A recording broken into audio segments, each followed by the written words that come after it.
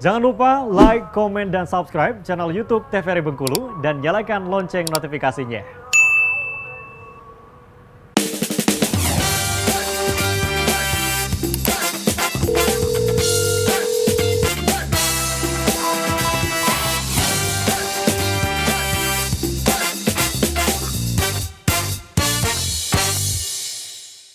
Balik lagi di Dokter Kito bersama Kita Sehat. Masih dengan tema yang sama nih pemirsa, yaitu mengenai jantung koroner bersama dengan Dokter Junia dan juga Dokter Lisda. Oke dokter, ini kita lanjut boleh ya dok ya? Oke, tadi sampai definisi ya. Iya. Nah ini yang saya bilang tadi mempengaruhi dari gambaran klinisnya, kemudian kan muncul diagnosis kerja. Kalau ini untuk kedokteran ya, tapi masyarakat luas harusnya harusnya tahu nanti kenapa sih orang dengan curiga serangan jantung itu prosesnya panjang banget ya di IGD ya, kok nggak pindah-pindah ruangan gitu. Nah pertama kita EKG dulu, jantung. Setelah kita EKG nanti kita lihat tuh ada perbedaannya ya, jenis EKG-nya ya ST elevasi atau non ST elevasi. Setelah itu nanti kita periksa biomarker jantung, baru muncul diagnosis. Jadi lumayan panjang. Iya. Nanti detailnya dijelaskan dokter Lisda. Lumayan panjang, itu pun diagnosisnya beda-beda. Nggak semua, oh ini penyakit jantung koroner, satu harus di bypass, enggak. Dia beda klasifikasi, nanti beda tata laksana. Gitu. Makanya tidak bisa disamakan semuanya. Dia banyak derajat-derajatnya, banyak klasifikasinya. Oke. Oke ya, ini masih sama ya. 90% sindrom koroner akut. Penyakit jantung koroner itu salah satu jenisnya, nanti ada sindrom koroner akut. Diakibatkan karena pecahnya plak aterosklerosis dan terbentuknya bekuan darah di dalam pembuluh darah koroner. Oke, ini tadi ya aterogenes, prosesnya normal pembuluh darahnya.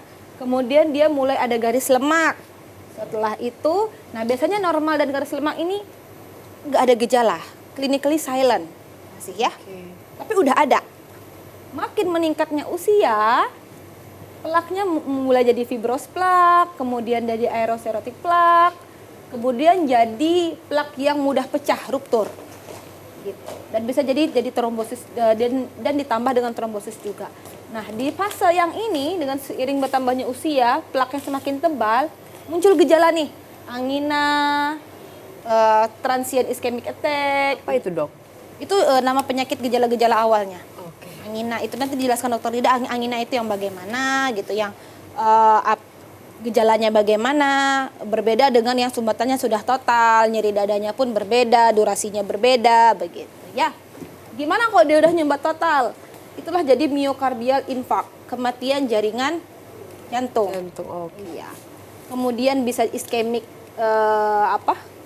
jadi kematian di daerah lain juga.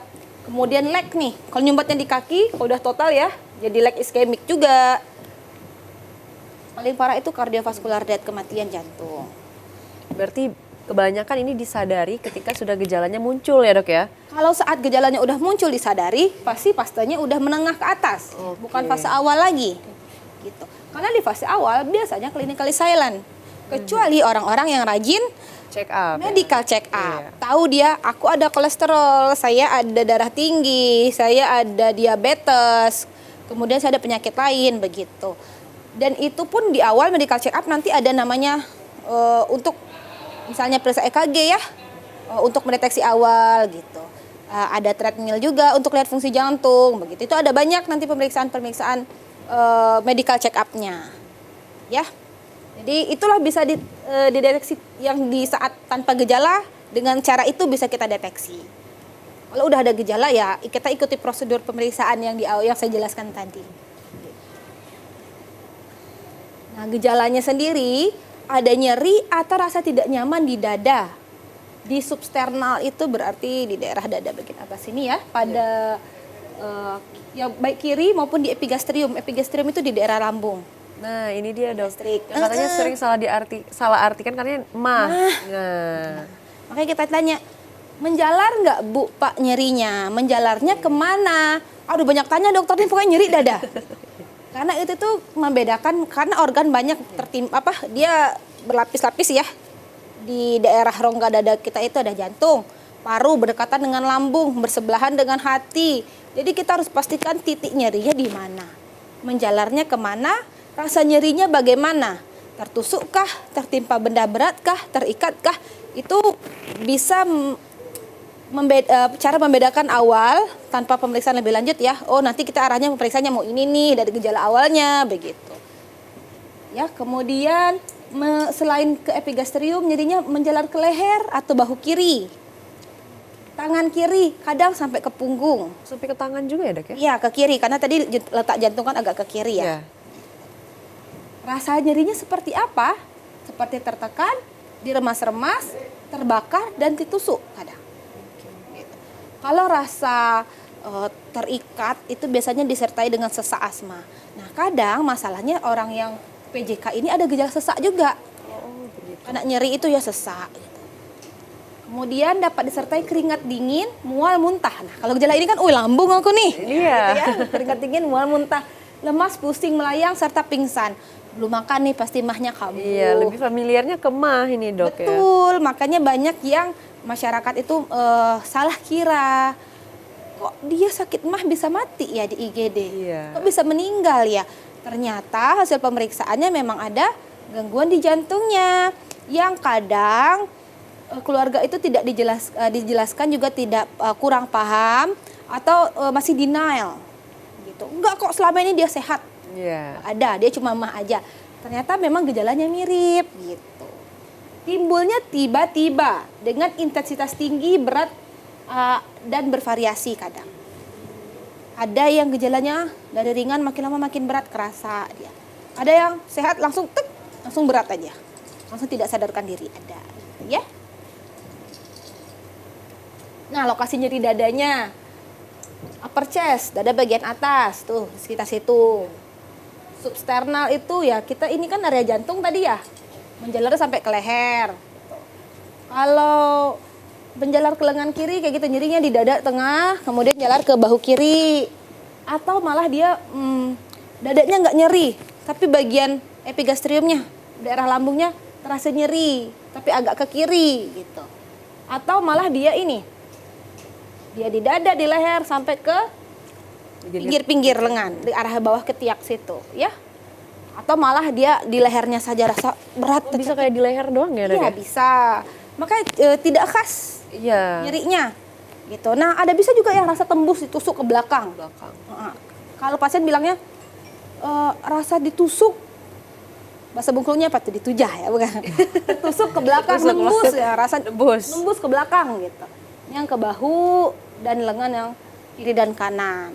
Kalau dokter pasti nanya ada menjalar nggak ke lengan kiri gitu, khasnya kayak gitu. Tapi nggak menutup kemungkinan juga ada ke lengan kanan maupun ke area lain begitu ya. Ini lokasi nyeri dadanya. Oke, mungkin itu saja. Untuk selanjutnya dilanjutkan oleh Dokter Lisda. Baik, Dokter. Silakan duduk kembali, Dok. Oke. Kita sebelum kita masuk ke bagiannya Dokter Lisda, mungkin boleh dikasih pemahaman sedikit nih, Dok, pada para pemirsa. Kan sering sekali tuh masih familiar dengan kata-kata angin duduk. Iya, benar. Nah, itu sebenarnya itu jantung kan, Dok ya? Iya.